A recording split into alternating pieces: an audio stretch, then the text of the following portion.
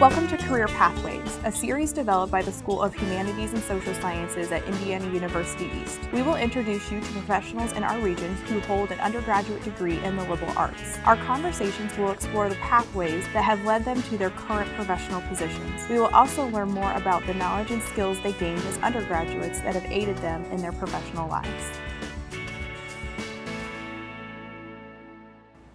Hello, and thank you for joining me today for today's episode of Career Pathways.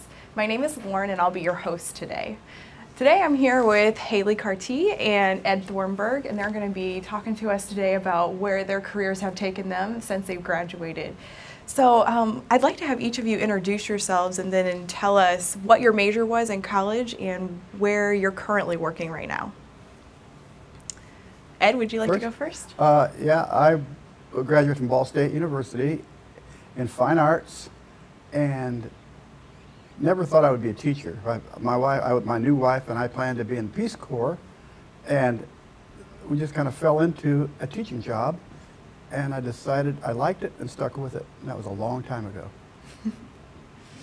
Hali? I graduated from Indiana State University with a degree in journalism, and I am the media relations manager for Indiana University East. Excellent. Thank you both for joining me today.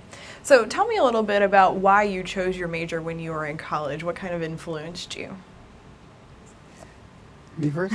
Go ahead. Actually, as a child, it was the only thing, well, not the only thing, but the main thing I did was draw pictures. And so it was a natural fit for me, because I knew I was going to go to college, to be an art major. And of course, at that time, I thought I knew all about art, and I found out I did not know much about art, and I'm still learning about art, which is pretty amazing. I learn something new every day. Awesome. Kind of a constant learning experience, always learning. All right, Hali, what about you? So my interest started in high school when I was a member of the yearbook staff, and so I went to ISU to get a degree in journalism, and I just worked my way into writing.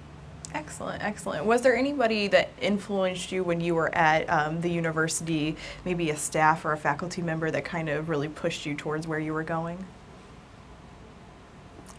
Myself, I was not a good student, so I remember the teachers that did the most for me. One particular sculpture prof actually gave me a break and kept me in school, and that's really affected my teaching my whole life. To give somebody a break was a little bit different, and make allowances when you need to, be flexible, and to this day I thank him for really guiding me in the path I am in today as a college instructor and a gallery director. Excellent, thank you.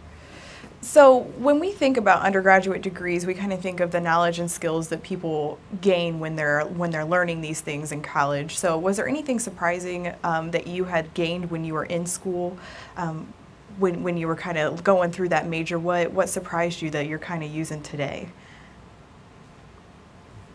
Me? Yeah. I'm not good at this.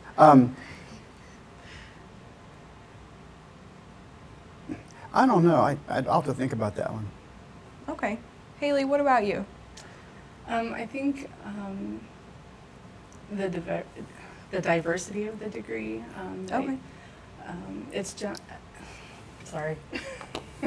Repeat that question for us again. Yeah. Yeah, absolutely. So when we think about undergraduate degrees, we think about what the knowledge and skills that you're gaining that you're going to be able to use in the workplace. And was there anything surprising that you learned that you didn't expect to learn when you were in your degree program? I can answer now. I had a non-teaching degree, so when I got out and was dropped into the classroom, I realized I didn't know much about teaching at all.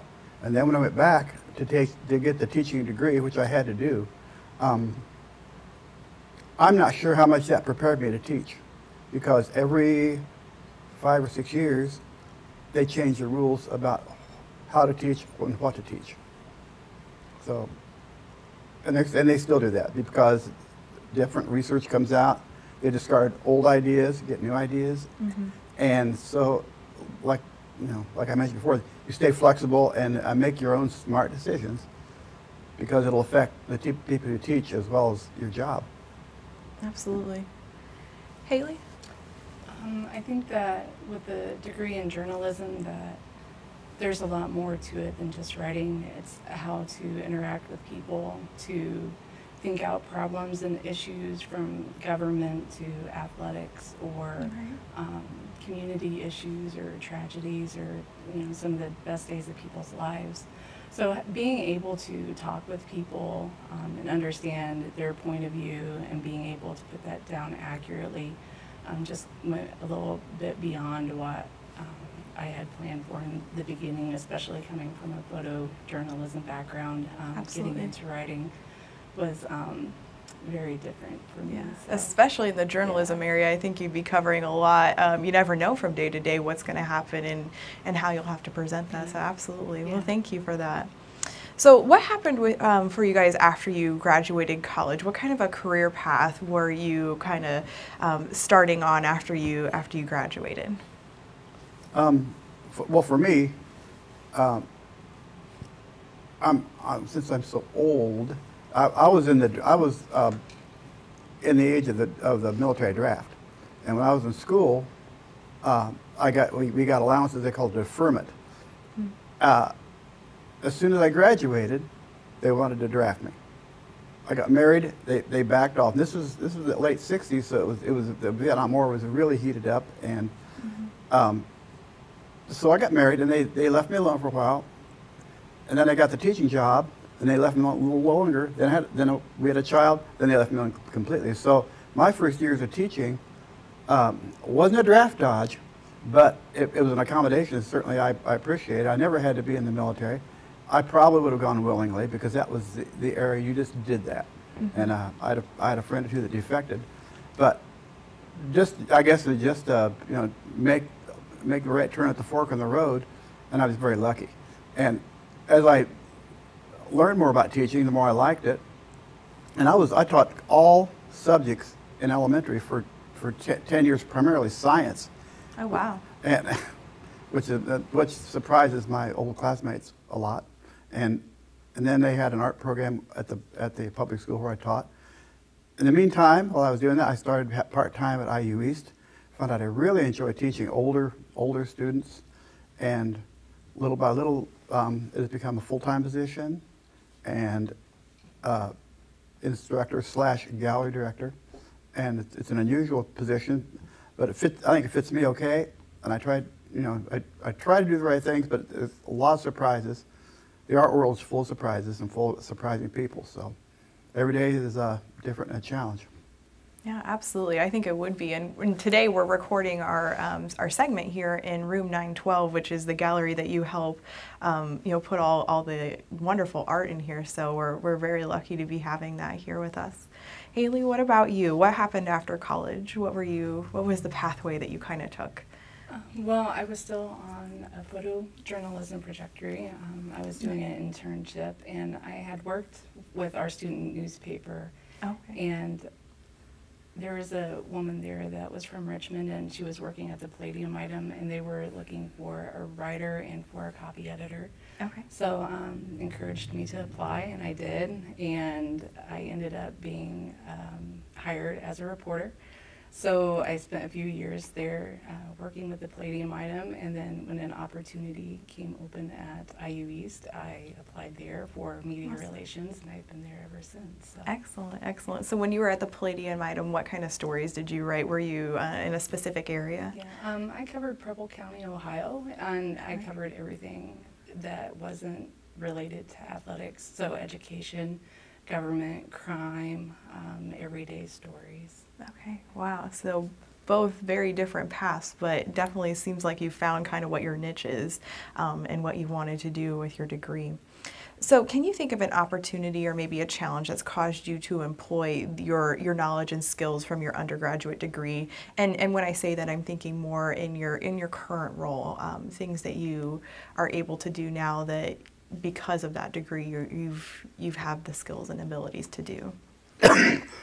Well, that's a good answer, wasn't it?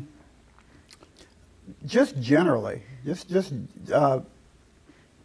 The art degree requires you to be really open-minded, accepting, flexible. I don't know, maybe that's just kind of life skills you pick up. Art skills like lettering. I used to paint signs, so that comes in handy. I picked up most of that in college. Everything related to the art field, color theory, all that stuff. You don't know what's in your head till you have to try to teach it. Then it comes springing out, and you don't know when you pick that stuff up. Probably mostly in college.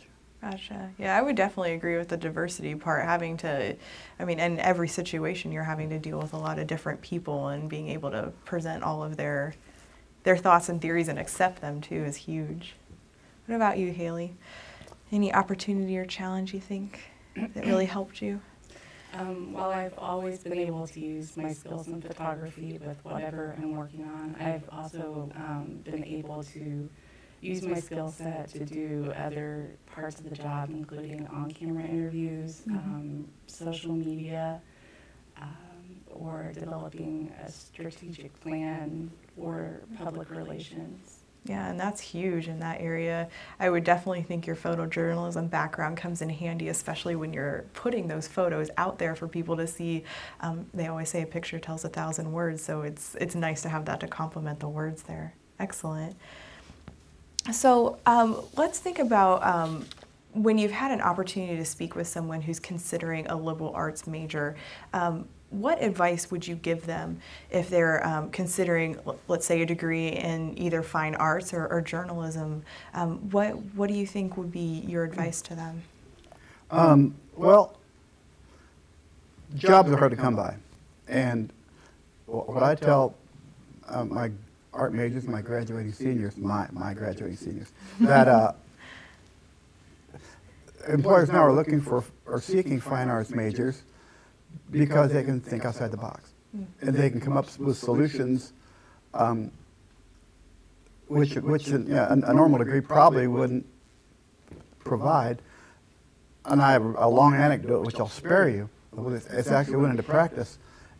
And I would say a fine arts major has as good a chance of getting a job as an English major or a history major these days. The teaching jobs are hard to find, which many of these disciplines point students toward. So as a generalist, as a creative person, you have a very good chance of finding a job. Excellent.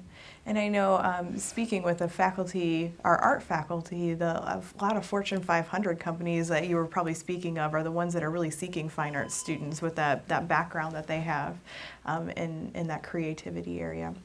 Well, what about you? What do you think, what kind of advice would you give someone who's considering a degree, let's say in journalism? I just advise a lot of the students that I come in contact with to diversify their skill set, to follow their passions, and to be prepared to use their degree or experience in many different ways. Okay, excellent. And you had mentioned that you were working with a student newspaper. So what kind of things do you teach in that class that kind of help the students go out and diversify that portfolio? Well, it is a basic journalism class where they learn what is news, how to interview people, how to put a story together, to think about all the different angles that a story may include. You always hear that a story has 3 parts, but sometimes it may have 4 or 5. So it's their job to seek that out, to be a part of campus and to know what's going on. And then they also get to have real experience by putting the paper together every semester. They lay it out, or they decide the content, and from news to sports to opinion, what's going to be included and recorded in history of the campus. Right, and that's a really nice opportunity for our students to get that hands-on experience, not to mention having you guide them with that excellent background that you have. So kind of thinking back when we're thinking about innovation and how people can really help with liberal arts degrees come up with new ideas to help grow and develop the community they're in. What do you think that liberal arts graduates can bring to that, to a community, let's say like Richmond, who is starting to rebuild a lot of that area, in that area? Well, I don't know how much power we have, but just the fact that we're here recording is an outreach idea that a former dean had, and it engages the community in several ways. We have an art gallery. We also have events down here that we partner with the Richmond Art Museum and have a cork and canvas where people paint and drink wine and kind of enjoy themselves, and it kind of pulls the community into the IUE situation and shows them that art is important, and IUE thinks that the community is important, and little by little we try to build the bridges to the community to make everything better. Yeah, the little things really do add up. It's starting and kind of building a foundation and kind of where we can go from there. Haley, what do you think about what that would be like for someone in journalism, how they can kind of contribute to that growth and development of a community? Well, I think that there are many ways to find a way to be engaged in your community, whether it's volunteering with a nonprofit or finding an organization that you can write news releases for, or do other skill sets that they may need, such as photography or social media. I think that there's any number of ways that students can be involved, and they do get involved. Excellent. That's wonderful. Well, when you guys are looking at maybe hiring a new employee in your organizations, how might a candidate with a liberal arts background really stand out from maybe somebody who doesn't have a background in that area? What really jumps out to you? I recently was in a position of interviewing employees for an gallery assistantship down here, and we were hiring two to kind of generally maintain the place. So they had to maintain the place, they had to be available, and what differentiated all the candidates was their ability to talk art with somebody. So art majors, I suppose, had an edge, and I interviewed 27 or 28 people, and they had to lift so much weight. They had maintenance duties. They had word processing skills, and most every candidate had those, but the two that got hired were among those who also had an art background, because people walk in the door and we have an exhibit up. They want to know, how do they make that art? They have to know the difference between paint, chalk, drawing, what's a sculpture made of. So they had to be real general, and the questions I posed to them, I tried to discern just how much they knew about what they would be doing. So general information, a general background, general knowledge about a lot of things, but in my case, the added component of having to know about art as well. Absolutely. Haley, what do you think about when you're hiring maybe an employee in your organization, and maybe it's even student workers, or maybe you're adding somebody to your team that's going to be developing publications? What do you look for in those people, especially if they have a liberal arts background? How do they stand out? Well, our area in external affairs has a lot of really specific job responsibilities, from external relations to alumni relations, events, graphic design and web, as well as media. So when we're looking to add someone to the team, we need someone who is able to think through issues, to be creative in a lot of different ways, either through design or problem solving, and someone who is going to be a team player, as well as be able to work independently. And I think a liberal arts degree gives you a lot of that foundation to bring that skill set with you. Yeah, and a lot of the skill sets that you're talking about are things that you learn when you're getting those degrees, and they're almost ones that aren't they're not very job specific, because anybody can teach someone how to do a job, but to be interactive and personal with people, that's a whole nother ball game when you're looking at it there. And just to kind of wrap things up, I know a lot of our students who are considering degrees in liberal arts are always considering about what their work-life balance is going to look like, especially since we have people that really want to make sure that home life and work life are kind of meshing together as well as they can. So how do you personally balance that work life and your personal life? Well, I know you always get surprised. And I know Haley, I give her enough surprises without other people getting surprised. And you have to be, I mean, you're going to come in when you don't want to come in. You're going to have duties you never expected. And it's not 8 to 5 or 9 to 6. If you're called on you might miss a lunch. You have to be that person that's might take one for the team maybe. Because that's what employers like. Things aren't perfect. You may have to lose some vacation time, but in the long run, those are the people who stay employed. The ones that can adapt and overcome, as they say. And you have a job description, but then they always add other duties as required. All right. Haley, what about you? How do you balance that work and professional life? Well, I think that you just have to. That's all right. Keep going. Haley has no personal life. I don't have a personal life. No. You have to find that balance between your family and work. Mm-hmm. There are going to be times where you do have to work a little bit more in the evening at home, or you have to go in on the weekend, but you have to find that time and set it aside for yourself and for your family. And Excellent. I completely agree. And all of that, there's going to be a lot of times where you're going to have to come in and do things like Ed had said that maybe you didn't expect to do, but it's all going to be part of that greater good to kind of be building yourself too professionally as well. Well, I want to thank you both so much for joining me today. And we are wrapping up our segment here, but have a wonderful day. Thank you.